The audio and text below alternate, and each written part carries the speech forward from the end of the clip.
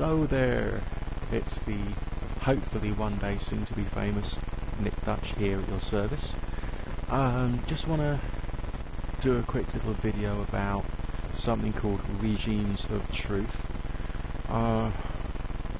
Obviously I'm mainly doing my presentations and my videos for people involved in the supernatural, magical and religious communities.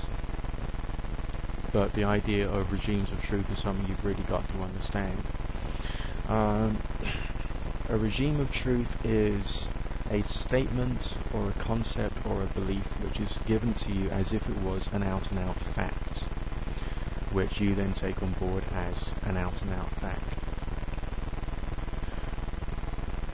The harsh realities of the universe is that a lot of the facts which you are given from the books you read, from the people that you meet, the people you talk to, will not be real facts. There will be something wrong with them, or they'll be too simplistic to be usable in any real context. So as such, they won't be true, as in completely true, alright? It could be a stretch of the truth. But when you're involved in a religious environment, or a pagan environment, or or even a Satanist environment. Obviously I'm doing my videos today for YouTube. There's a lot of Satanists out there. I've got nothing for or against any of you, because I'm not in the debate. I shun away from all religious argumentation. When you're involved in these groups, you will receive ideas either through moralizations or justifications or an explanation of this, that or the other, and it will be expressed to you in a way which is quite strong and quite passionate usually, and you'll be encouraged to accept this as true. I've got an issue with that.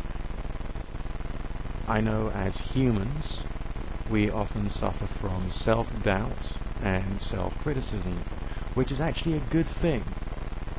But when we go looking to another human being or another source of information for the answers, we can make a mistake at taking one regime of truth or one attitude and seeing that as the whole thing and not going into it any further.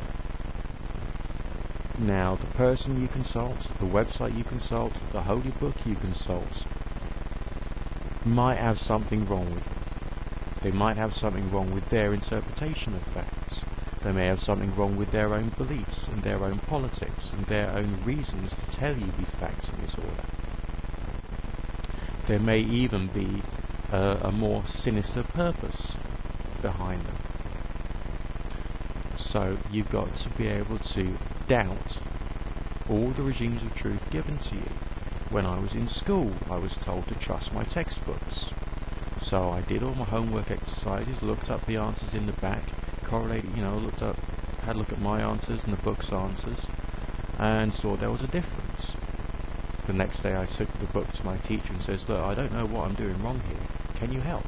It turned out the mathematics in the book, in the answers in the back, were wrong, because the regime of truth of the book was incorrect. That shows you how good schooling is in the United Kingdom. And so, there are regimes of truth issues with university textbooks, university teachers, lecturers, scientists, the whole body of knowledge we call science, and especially even less structured ideas like those of religion and morality, and especially the New Age magic and politics. You've got to be able to disbelieve what you're given. I'm going to give you another example now. There was once a guy who I knew who had this attitude, which he knew to be a fact, that guilt appeared on the face of this planet after a certain religion appeared, historically speaking. Which is peculiar, because when you tell your dog off for going for a piss in your bed, he starts showing signs of guilt. And funnily enough, I don't think a dog actually understands English enough to be able to go to church. So guilt is actually a basic mammalian instinct that we humans need to be able to keep ourselves functioning properly in society. That's why we go into a shop, we buy a pack of cigarettes, we don't go in and take a knife to the throat of the shop owner and then steal the tobacco. Alright, we have guilt, we don't normally go out and kill and maim and torture just to get a pack of cigarettes. But the attitude of this one person who I knew was that guilt appeared on the face of the planet because one particular religion appeared at some point in history. I asked him where he got this idea from, and he says, I haven't done the research myself, but I spoke to somebody else who has. Incorrect.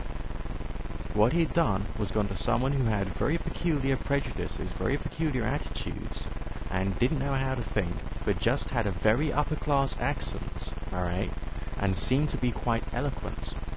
And this person I knew took some ideas from this other guy. He accepted someone else's regime of truth, and therefore has accepted ideological power and dominance over him from someone who had essentially problems of sorts. Now, regimes of truth occur in everything you see on television, everything you read in any book, be it fiction, be it fact, or whatever. You've got to be especially careful of fiction, because fiction is designed to manipulate your emotions, and your emotions can be a lot more powerful than your thoughts. Politicians as well, they're all going to use regimes of truth, and they're all there to manipulate your emotions as well. So you've got to be careful of anything a politician says, because they can... Okay, let's leave it at that, shall we? As far as the people in your religious groups are concerned, they're going to come out with definitions of what is morally right, the right attitude to take, the right interpretation of this, that, and the other. There is going to be all kinds of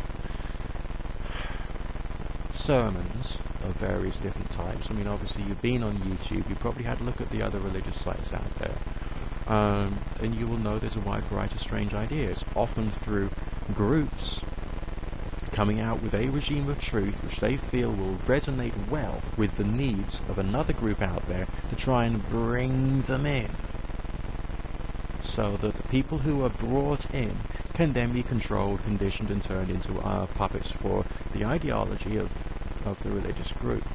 That's the way it works. And it's sick, and it's twisted, and it's fucked up, and it's all about people having power over people, and always for the wrong reasons. So I just want you to have a look at some of the regimes of truth that you've been absorbing over the years. I just want you to be careful. I just want you to be a thinking person. Whether you're a Wiccan, I don't care. Whether you're a Christian, I don't care.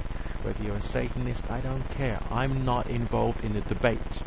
I just want you to look with great care at every single thing that you read, every single thing that you hear, every single sermon that you're given, every single thing a politician says. Alright? And even a lot of the videos on YouTube.